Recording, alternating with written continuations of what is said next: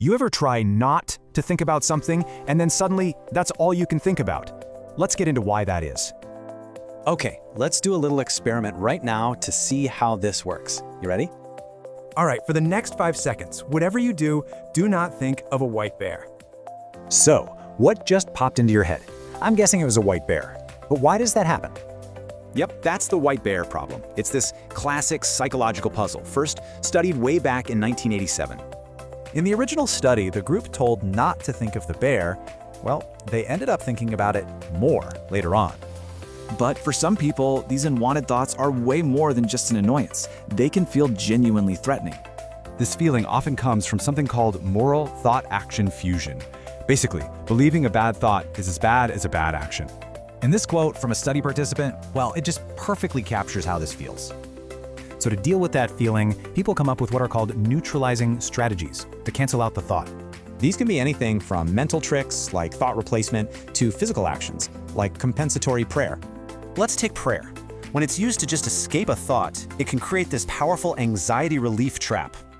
An intrusive thought causes anxiety, but prayer brings relief, but that relief just reinforces the entire cycle, making it stronger. And that's the big paradox here. This short-term relief actually makes the thought more powerful in the long run. Okay, so what's the alternative? Well, instead of fighting your thoughts, you can start training your attention. Think of focused attention meditation as like a cognitive workout for your brain. It's all about building that attentional muscle. It's basically a 4-stage cycle. You focus, your mind wanders, which it will. You realize it's wandered, and you just shift back.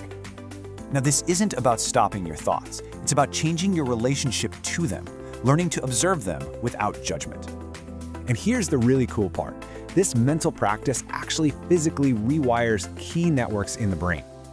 We're talking about 3 key networks here: the default mode network for mind wandering, the salience network for noticing distractions, and the executive network, which shifts your attention back. What's amazing is that experienced meditators show increased connectivity both within and between these attention networks.